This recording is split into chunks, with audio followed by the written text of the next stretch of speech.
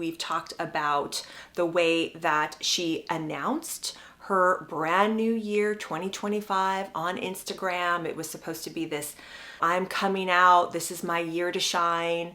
She's done that for the last 3 years, so I don't know what differentiates 2025 from 2024, 2023, 2022, 2021, what have you. But okay, so she runs out on the beach on that video on Instagram, writes 2025 in the sand, and proclaims this is her year. The very next day, Netflix releases the trailer of her new show With Love, Meghan, and the backlash was swift and it was fierce. The trailer was pretty much universally panned on every news outlet that covered it. I think the last thing I heard a couple days ago was that it was at a 91% thumbs down disapproval rating. Then about a week into the backlash, what I believe in a strategic PR move, tried to counter the backlash by releasing a post on Instagram talking about the death of her beloved beagle Guy.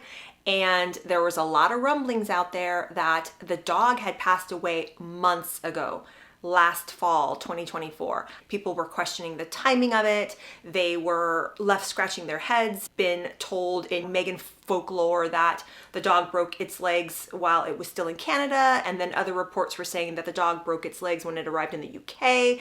There's just all this crazy, it's just wherever Harry and Meghan have inserted themselves in any type of story, whether it's being written about them or they're putting it out themselves, there's always inconsistencies. There's always all this stuff where people are like, what is the real story here? So the backlash from showing up at the fire, they were called disaster tourists. It just was a huge dumpster fire of a mess. You had celebrities criticizing them in the press, most notably Justine Bateman, who called them disaster tourists. Everyone wanted to know, in what capacity were they there?